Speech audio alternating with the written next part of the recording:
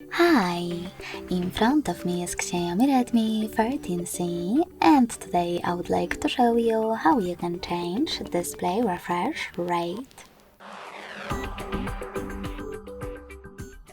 Begin by opening Settings and scrolling down to access Display section.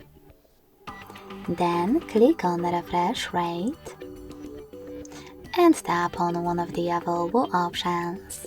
You can select the default or click on Custom, tap on the refresh rate under it, and apply one of those. Wherever you decided when you finish, go back. As you can see, after that, screen refresh rate of my Xiaomi has changed.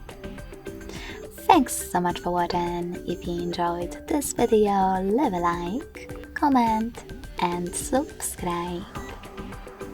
Bye!